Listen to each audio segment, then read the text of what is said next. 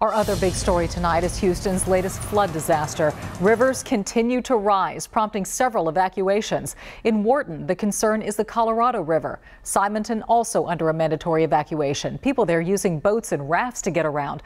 And waters from the San Jacinto River are flooding streets and homes up in Kingwood. Another major flooding fear is the Brazos River, which has risen above record levels in Fort Bend County. Residents in Rosenberg in dire straits, trying to salvage whatever they can to get to safety. Our Keith Garvin joins us live now from this hard-hit area, and residents there are used to the flooding when the Brazos hits high. But Keith, these levels are startling. Oh, Dominic, they sure are. You know, the Brazos River right now is so high above its normal level. We talked to several people who have been living by the river here for more than 4 decades, and they say they've never seen anything like it. Right now, the Brazos River about 7 feet above flood stage. Roads like the one behind me are closed, and the river's not even expected to crest for another 24 hours. Still hours from cresting, this is what the Brazos River has already done to neighborhoods on the north side of Rosenberg. Dozens of people have had to abandon their homes, vehicles, and other property as the water creeps closer and closer to their doorsteps. It makes me nervous. The rising water forced Linda Castaneda to move her elderly mother to another home with relatives. She and her husband are still here with their dogs, but no, evacuating is only a matter of time. As we see the water rising, I already told him that we have to make other preparations as far as leaving for the night. This video from Channel 2 viewer Brian McClellan shows how water from the river crept onto FM 723.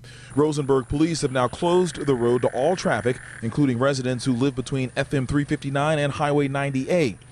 A number of other roadways here and other parts of Fort Bend County also have been closed as law enforcement tries to avoid the worst.